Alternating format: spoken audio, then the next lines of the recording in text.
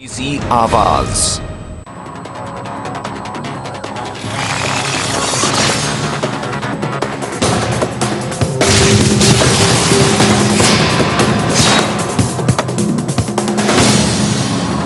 नमस्कार, मैं हूं प्रियंका संभव। आप देख रहे हैं देश का नंबर 1 कंज्यूमर शो पहरेदार और आज हम बुलंद करेंगे ऑनलाइन शॉपर्स की आवाज जिनकी तादाद लगातार बढ़ रही है। पहरेदार में आज फोकस है न्यू जनरेशन शॉपिंग यानी ऑनलाइन शॉपिंग पर।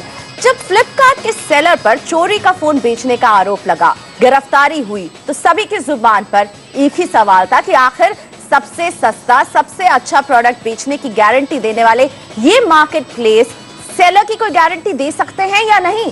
फेस्टिव सीजन करीब आ रहा है, एक के बाद एक हम कई सारी शॉपिंग फेस्टिवल्स का ऐलान देख रहे हैं और कोशिश यही रहेगी कि ज्यादा से ज्यादा कंज्यूमर जुटा पाएं। लेकिन क्या इस मुद्दे पर किसी का ध्यान है कि जो सामान उनके रजिस्टर्ड सेलर बेच रहे हैं असली है या नहीं, उसकी क्वालिटी कैसी है, कहीं वो माल चोरी का तो नहीं है।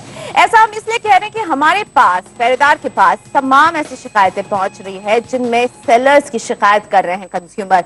किसी के पास फोन के बदले पत्थर पहुंच रहा है, किसी के पास फेक प्रोडक्ट पहुंच रहा है। और भारत में सेलर की गारंटी लेने वाला कौन है? जाहिर तौर पर ऑनलाइन शॉपिंग के लगातार फैलते धंधे में ऑल इज नॉट वेल। आज हम पहरेदार में यही सवाल उठा रहे हैं कि क्या ऑनलाइन शॉपिंग कंपनियों की जिम्मेदारी सिर्फ डिस्काउंट देकर अपना बिजनेस बढ़ाकर खत्म हो जाती है? अगर देश में ई कॉमर्स को लेकर कोई रेगुलेशन नहीं है तो क्या इन कंपनियों को सेल्फ रेगुलेशन के पैमाने फिक्स करने की जरूरत नहीं है? किसके भरोसे वो प्रोडक्ट बेच रहे हैं और कंज्यूमर किसके भरोसे ये प्रोडक्ट खरीद रहा है? इस चर्चा में मेरा साथ दे रहे हैं फैशन पोर्टल जिबोंग के को फाउंडर प्रवीण सिन्हा मेरे गुड़गांव स्टूडियो से, मुंबई से मार्केट.com के फाउंडर और सीईओ फैसल फारूकी जुड़े हुए हैं, प्राइस कंपैरिजन वेबसाइट प्राइसबाबा.com के को फाउंडर अंकुर अग्रवाल और साइबर लॉ एक्सपर्ट कर्णिका सेठ। आप सभी का स्वागत है। कर्णिका, कंज्यूमर कहाँ खड़ा है? ई कॉमर्स की भीड़ है, सब कुछ बेच रहे हैं, सब सस्ता बेच रहे हैं, कंज्यूमर कहाँ खड़ा है? जी, ये समस्या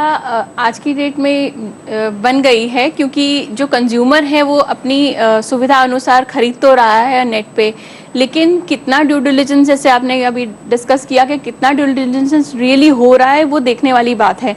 क्योंकि मुझे ये लगता है कि ऑनलाइन शॉपिंग पोर्टल्स खुल तो गए हैं, फैसिलिटेट भी कर रहे हैं, डिस्काउंट्स भी ऑफर हो रहे हैं, कंज्यूमर कुछ हद तक खुश है, लेकिन जब उस सर्विस को अवेल करता है तो कभी कैश ऑन डिलीवरी भी दे रहा है, कभी ऑनलाइन पेमेंट कर रहा है, तो अलग अलग तरीके के साइबर क्राइम्स भी इमर्ज हो गए हैं।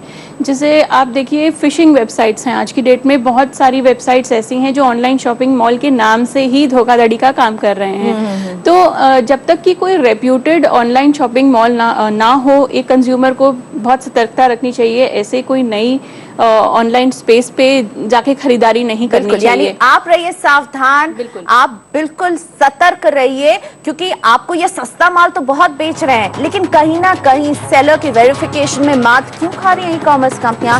यही सवाल हम रखेंगे अपने पैनलिस्ट के सामने आगे। वैलिडेशन कहीं ना कहीं मुश्किल में है, इस पर काम नहीं हुआ है करने का, तो कंज्यूमर के क्या हक होते हैं अगर वो इस तरह के इस पैठ में फंस जाए? देखिए, जो हमारी कंट्री है, भारत में बहुत से ऐसे स्पेसिफिक लॉ बनाए गए हैं जिससे कि एक कंज्यूमर को प्रोटेक्शन मिलती है। जैसे हमारा कंज्यूमर प्रोटेक्शन एक्ट है, आईटी एक्ट है। अब जो भी हम कॉन्ट्रैक्ट, एक तरह से एक कॉन्ट्रैक्ट हो जाता है, अगर आप ऑफर दे रहे हैं, एक्सेप्ट कर रहे हैं और उसकी पेमेंट कर रहे हैं तो एक ई कॉन्ट्रैक्ट बनता है। और जो हमारी धारा 10A है आईटी एक्ट की, वो कहती है कि एक लीगल कॉन्ट्रैक्ट फॉर्म हो जाता है ऑनलाइन शॉपिंग में भी, ये एक लीगल कॉन्ट्रैक्ट है। तो उसके तहत अब जैसे अगर कोई डिफेक्टिव प्रोडक्ट सप्लाई कर रहा है या जो प्रोडक्ट कंज्यूमर ने मांगा है उसको कोई और प्रोडक्ट मिल रहा है, तो हमारी कंट्री में बहुत सारे प्रोविजंस है, लॉज हैं, जैसे कंज्यूमर प्रोटेक्शन एक्ट में है कि सेक्शन 14 के अंडर अगर ऐसा हुआ है तो उसको रिप्लेस किया जाए, उसे कोई और प्रोडक्ट जो चाहिए उसे वो मिलना चाहिए जो एक्चुअली में उसको नहीं सप्लाई हुआ, उसने मांगा था, या उस पर कॉम्पनसेशन भी दिया जाता है अगर उसको ग्रीवेंस है और कस्टमर को लॉस हुआ है जो कि सेलर की गलती से है, तो वारंटी है या गारंटी है, उन प्रोविजंस को देखा जाता है।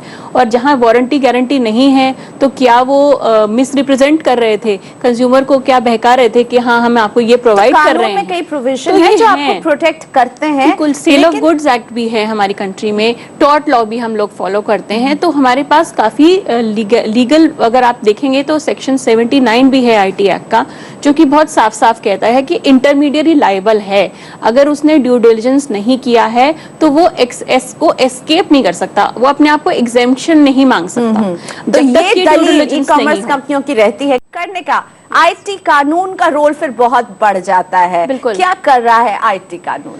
आईटी कानून देखिए, जहाँ तक कि मेरे ख्याल से सजेशंस की ज़रूरत है इस टाइम पे, क्योंकि जैसे बैंक्स में आप देखेंगे अगर कोई लोन लेने जाता है, डिफॉल्टर है, तो एक सेंट्रल डेटाबेस होता है। सिमिलरली एक डेटाबेस सेलर्स का भी होना चाहिए, एंड आई थिंक वो कुछ हद तक इसको कर्टेल करेगा। और जहाँ तक लॉज की बात है, तो लॉ तो है हमारी कंट्री में, सेक्शन 79 है, हाँ, पर जो ड्यू डिलिजेंस पैरामीटर्स हैं अगर उनको अच्छे तरह से आउटलाइन कर दिया जाए और डिफाइन कर दिया जाए तो मेरे ख्याल कुछ हद तक क्लैरिटी मिल जाएगी उस चीज और पे। आप कह रहे हैं कि डिफाइन करने की जरूरत है, यानी ये अभी वेल डिफाइंड नहीं है और इन्हें डिफाइन करने की जरूरत है ताकि कंज्यूमर ज्यादा सशक्त बन पाए। शुक्रिया करने का मेरे साथ शामिल होने के लिए।